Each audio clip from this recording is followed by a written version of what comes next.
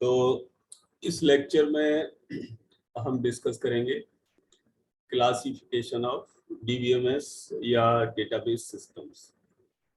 तो क्लासिफिकेशन के लिए कुछ सर्टेन स्टैंडर्ड क्राइटेरिया हैं और उन स्टैंडर्ड क्राइटेरिया के बेस पर डीबीएमएस को डिफरेंट तरीके से क्लासिफाई किया जाएगा। तो जो डिफरेंट क्राइटेरिया हैं क्लासिफिकेशन के वो ये हैं, एफिशिएंसी है, number of users, types of sites, tier architecture, models, that means abstraction, then homogeneity and general purpose versus special purpose. So these are the different criteria जिन पे बेस हम DBMS को classify करके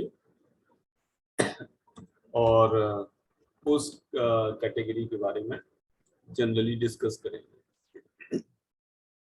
okay, तो पहला criteria है efficiency. तो efficiency किसी भी डेटाबेस सिस्टम की वो लो लेवल हो सकती है या हाई लेवल। तो लो लेवल और हाई लेवल इस पे डिपेंड करता है कि लो लेवल में क्या है, हमारी जो डेटाबेस के कंपोनेंट्स हैं वो लिमिटेड हैं। कंपोनेंट्स में जो उसके कंस्टिट्यूएंट्स हैं, जो डेटाबेस है basically, so this is low और लिमिटेड। दैट मीन्स के टेबल्स, फाइल्स जो है वो लिमिटेड हैं, as well as the data type और कंस्ट्रेंट भी लिमिटेड है। दूसरा जो हाई लेवल है, ऑब्वियसली कि हाई लेवल का मतलब कि मोर कॉम्प्लेक्स डेटाबेस जिसमें बहुत सारी टेबल्स होंगी, ठीक है। और ये क्या है कि हाई लेवल फीचर्स को सपोर्ट कर सकता है, जैसे क्लाइंट सर्वर फीचर है, डिस्ट्रीब्यूटेड डेटाबेस आर्किटेक्चर है। तो एफिशिएंसी यहाँ पे केवल रिलेट ये कर रही है कि वॉल्यूमिनस सिस्टम और सिंपल सिस्टम। ओके, तो दूसरा क्राइटेरिया है नंबर ऑफ यूजर्स। तो सिंपली नंबर ऑफ यूजर्स में वही है कि single user and multiple user. तो अगर सिंगल यूजर है उस सिस्टम के लिए, that is the single user, और multi user means multiple users. तो एट ए टाइम जैसे जनरल वेबसाइट्स हैं, multiple users are there, for example some website. Third है हमारा टाइप्स ऑफ साइट्स।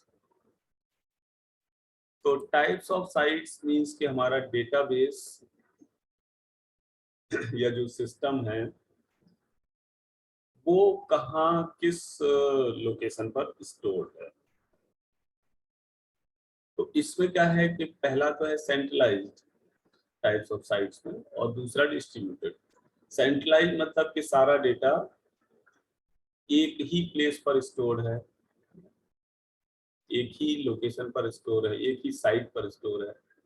और डिस्ट्रीब्यूटेड में जो डेटा है वो बिखरा हुआ, डिस्ट्रीब्यूटेड, इधर उधर कई जगह कई प्लेसेस पर। ओके, तो डिस्ट्रीब्यूटेड में भी फिर फर्दर टू टाइप्स हैं हमारे। पहला है होमोजीनियस, दूसरा हेटेरोजीनियस। तो होमोजीनियस से मतलब ये है कि जितनी भी साइट्स हैं, डेटा अगर डिस्ट्रीब्यूटेड है तो जितनी भी साइट हैं उन सभी पर सेम डेटा मिलेगा।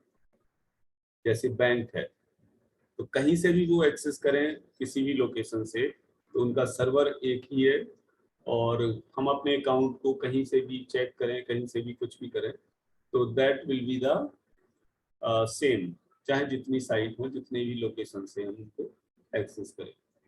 और हेटेरोजीनियस में क्या है कि डिफरेंट साइट पर डिफरेंट डेटा, अलग अलग डेटा होता है। जैसे पेपॉल रैंक। चौथा है डेटाबेस एप्लीकेशन आर्किटेक्चर। सो एप्लीकेशन आर्किटेक्चर ये थोड़ा इम्पोर्टेंट है समझने के लिए। इसमें हम 3 तरह की आर्किटेक्चर यूज कर सकते हैं एप्लीकेशन आर्किटेक्चर में। जैसे कि 3 तरह की आर्किटेक्चर में है हमारा single tyre, 2 tyre and 3 tyre. तो इनको हम समझते हैं कि ये तीनों जो टायर आर्किटेक्चर है उसका बेसिक मीनिंग क्या है। तो सिंगल टायर आर्किटेक्चर में इस तरह है, मतलब एक ही सिस्टम पे हमारा सब कुछ पड़ा हुआ है। एक ही सिस्टम पर डीबीएमएस है, सेम सिस्टम पर, उसी पर ऑपरेटिंग सिस्टम, उसी पर एप्लीकेशन प्रोग्राम्स, उसी पर डेटा है, application logic, everything is there on a single system. इसमें उस सिस्टम के बाहर हमें कहीं एक्सेस नहीं करना है डेटा, मतलब कोई नेटवर्क कनेक्टिविटी नहीं होगी, कोई कुछ नहीं होगा। The whole sole system, the whole sole owner of that particular system. This is single tier architecture. तो इसमें तुम देख सकते हो यूजर इंटरफेस है, फिर कनेक्टिविटी और एप्लीकेशन लॉजिक है, फिर डेटाबेस कनेक्टिविटी है, और डेटाबेस अगर हम आरडीबीएमएस ले रहे हैं तो ये टेबल्स के फॉर्म में होगा, और इधर डेटा स्टोर है। अब बात करते हैं 2 टायर आर्किटेक्चर की। तो जो 2 टायर आर्किटेक्चर है वो basically client server based DBMS है। तो क्लाइंट हमारा मेन बिजनेस को मैनेज करता है, डेटा प्रोसेसिंग लॉजिक और यूजर इंटरफेस को। यहाँ पे मैं लिख देता हूँ क्लाइंट क्या क्या मैनेज करता है। Client manages main business. दूसरा है data processing logic and user interface, ये क्लाइंट का काम है।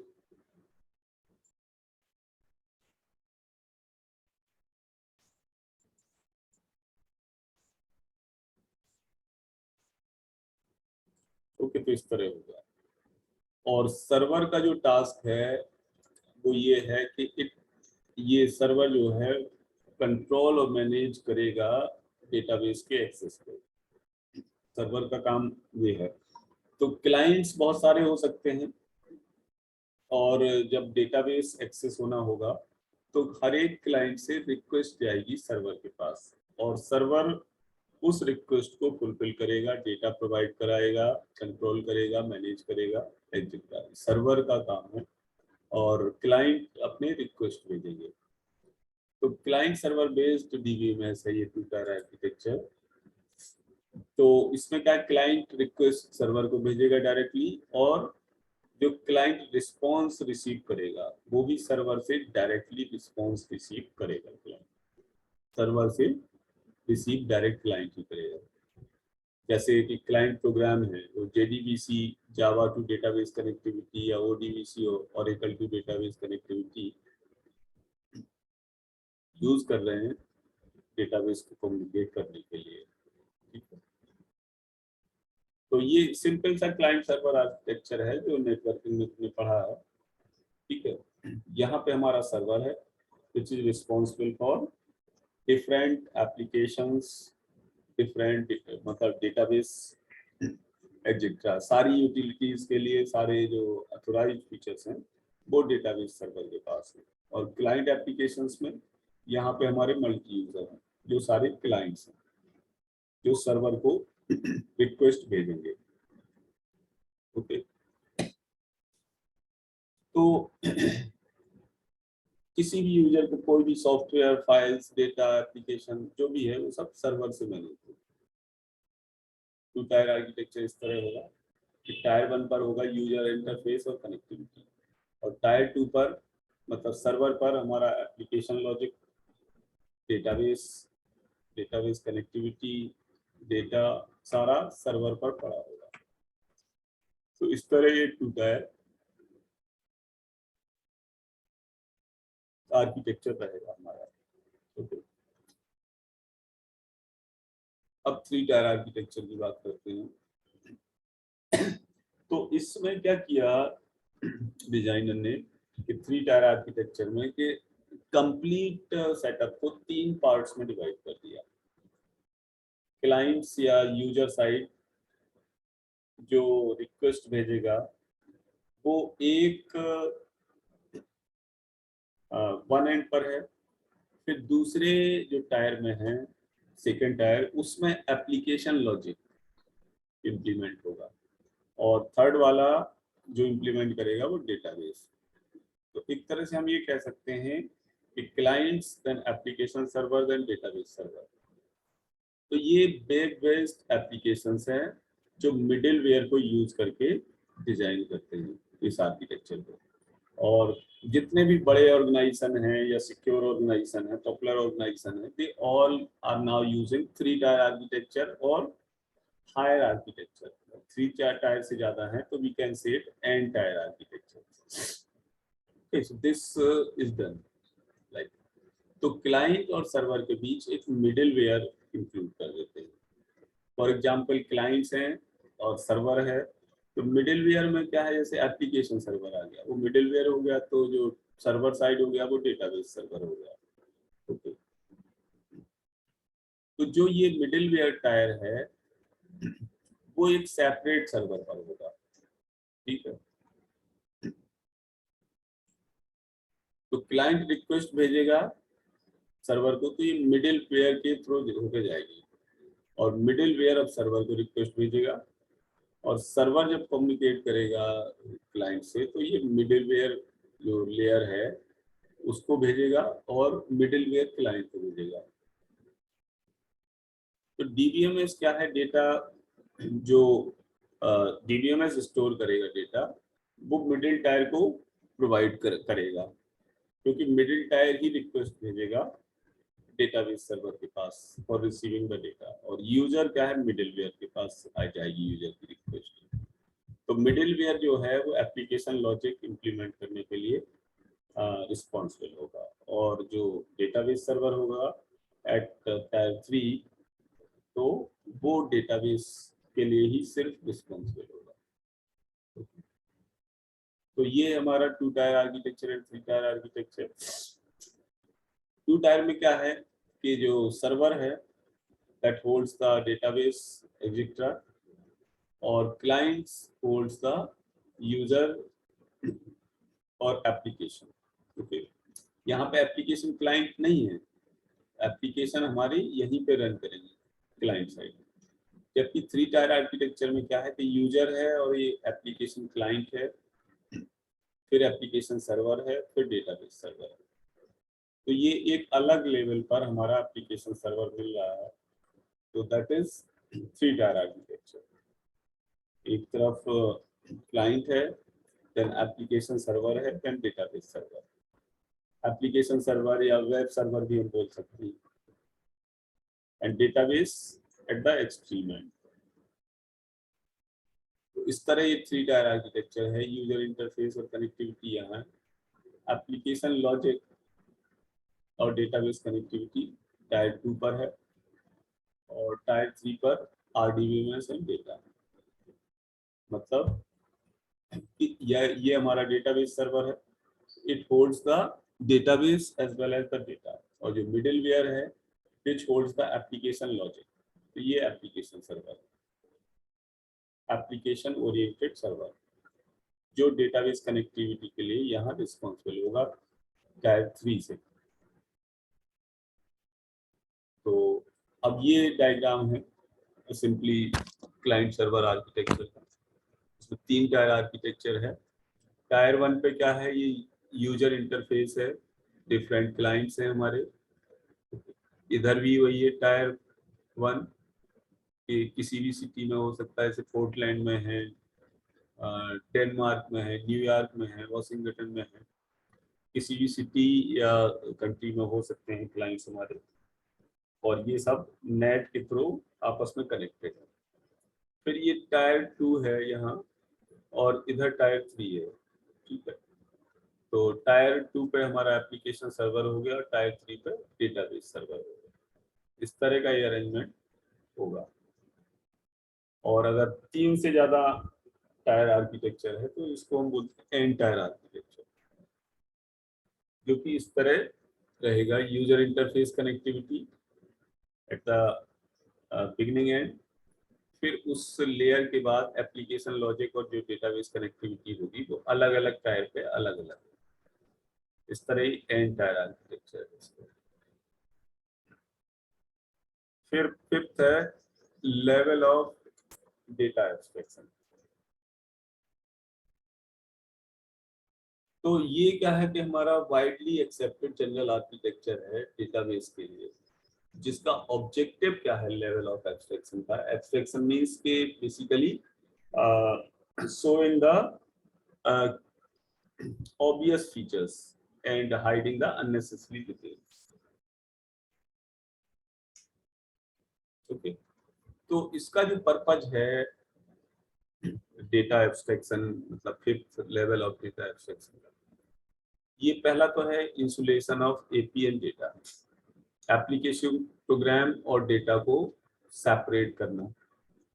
मल्टीपल यूजर व्यू, अलग अलग यूजर अलग अलग व्यू के हिसाब से हमारे डेटाबेस को या सिस्टम को एक्सेस करते हैं, तो उनको उनका रिक्वायर्ड व्यू प्रोवाइड करना। तो इसमें क्या है, स्कीमा का यूज करते हैं डेटाबेस डिस्क्रिप्शन को शो करने के लिए। स्कीमा मैंने बताया था, schema is nothing but the data about data, that means Meta data. Schema से मतलब हमारा है मेटा डेटा। तो database description, Meta data means कि अगर डिफरेंट टेबल्स हैं या डिफरेंट ऑब्जेक्ट्स हैं, तो उनका सबका स्पेशल स्पेशल फीचर स्टोर करके रखना एक अलग रिपोजिटरी में, डेटा डिक्शनरी में। ठीक है, स्कीमा से बेसिक मतलब ये होता है, जैसे कोई टेबल है तो टेबल का जो फॉर्मेट है कि कितने फील्ड्स हैं, हर फील्ड्स किस टाइप का है, प्राइमरी की क्या है, जो स्ट्रक्चर है related to structure of the table, schema. Okay, तो जो ये एब्स्ट्रैक्ट लेवल हैं, इनको again they can be discussed in 3 different standard view और स्कीमा। तो पहला तो है हमारा एक्सटर्नल व्यू या स्कीमा, दूसरा कंसेप्चुअल लॉजिकल, और थर्ड है internal, that means physical schema. तो external schema, conceptual and internal. External basically क्या है, ये यूजर्स व्यू है, व्यू लेवल और यूजर्स व्यू लेवल। तो यूजर डिफरेंट डिफरेंट यूजर्स जिस फॉर्म में पैक करते हैं डेटाबेस को या एंटायर सिस्टम को, तो उसको यूजर के व्यू के फॉर्म में प्रोवाइड कराना एक्सटर्नली। ठीक है, तो एक्सटर्नल व्यू स्कीमा ये बोलता है it describes a subset of the database that a particular user group is interested. जो कंप्लीट डेटाबेस है उस पर्टिकुलर यूजर को अपने व्यू के हिसाब से प्रोवाइड कराना।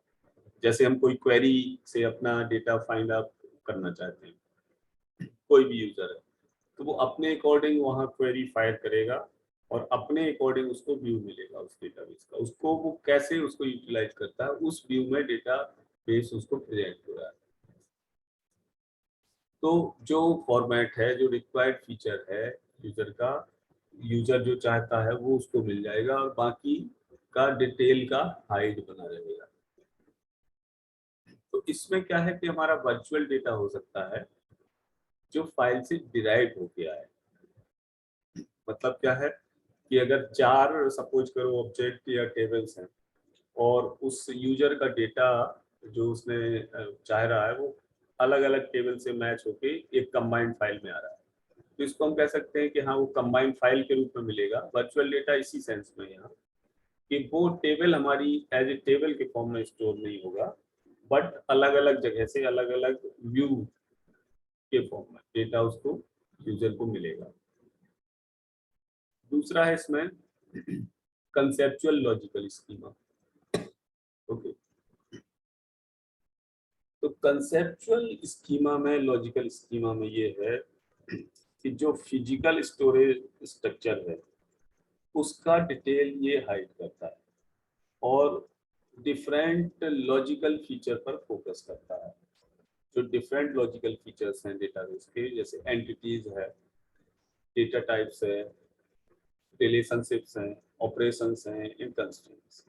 एंटिटी रिलेशनशिप डायग्राम हमारा नेक्स्ट चैप्टर होगा, नेक्स्ट लेक्चर नहीं बट नेक्स्ट चैप्टर। जब नेक्स्ट चैप्टर के लेक्चर हम डिस्कस करेंगे तो we will come to the entity and relationship diagram, ER model. Okay, तो ये सारे जो लॉजिकल फीचर्स हैं ये एक तरह से जो हमारा स्कीमा है वो ये शो करता है, और इसके फिजिकल फीचर्स हाइड होते हैं, फिजिकल फीचर्स अवेलेबल नहीं होते। और जो तीसरा है इंटरनल या फिजिकल स्कीमा, तो इसके थ्रू फिजिकल स्टोरेज स्ट्रक्चर जो है डेटाबेस का वो शो होता है। और ये लो लेवल डेटा मॉडल को यूज करता है डिस्क्राइब करने के लिए 2 पॉइंट। पहला तो complete detail of data storage and दूसरा access point. Complete detail of data storage की फिजिकली कंप्लीट डेटा हमारा कहाँ पड़ा हुआ है और एक्सेस पाथ क्या है इसका, this is the responsibility of the physical और इंटरनल स्कीमा।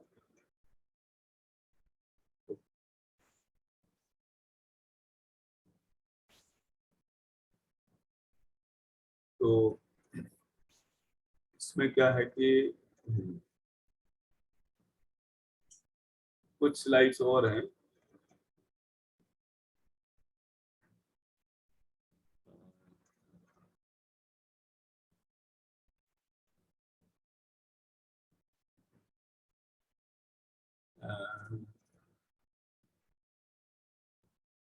अब उस पे क्या है, देखो कि मुझे जो एक्सप्लेन करना था कि फिजिकल लेवल की अगर हम बात करें, ठीक है, तो इसको मैं थोड़ा अलग स्लाइड से ऐड कर देता हूँ।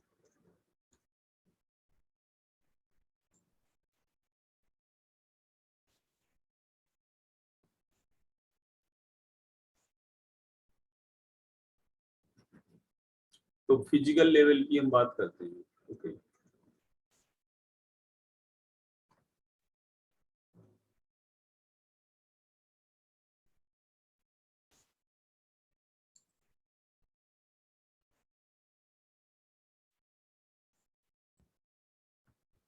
इसमें क्या है कि करंट वाले उसमें मैं थोड़ा स्लाइड्स जोड़ देता हूँ। तो अब देखो फिजिकल लेवल की हम बात करते हैं। तो फिजिकल लेवल क्या है कि लोवेस्ट लेवल है एब्स्ट्रैक्शन का। जैसे मैंने बताया कि जो ये शो कर रहा है कि डेटाबेस एक्चुअली कहाँ पर कैसे स्टोर है कंप्यूटर सिस्टम पर। तो ठीक है, इसकी जो मैकेनिज्म है, जैसे for example physical storage organisation के लिए एक्चुअल स्ट्रक्चर जो होगा डेटा का और एक्सेस स्ट्रक्चर होगा, वो जैसे सपोज करो बिट्स, जैसे कोई एम्प्लॉय नंबर है टेबल में तो वो कितने बिट का है, नेम है वो 30 बाइट का सपोज करो लिया हुआ है, एड्रेस 50 बाइट का लिया हुआ है, ठीक है। तो फिजिकल लेवल के जो टाइप तो हो सकते हैं हमारे, वो अलग अलग टाइप हो सकते हैं, जैसे हायरार्किकल मॉडल है, नेटवर्क मॉडल है, रिलेशनल मॉडल है, एंटिटी रिलेशनशिप मॉडल है। तो आई थिंक ये हम नेक्स्ट लेक्चर में डिस्कस करेंगे, क्योंकि इसमें आगे काफ़ी है, इसको हम नेक्स्ट लेक्चर में डिस्कस करेंगे। ठीक, फिजिकल लेवल तक जो है मैंने बता दिया। तो इसको हम क्लोज कर रहे हैं लेक्चर को।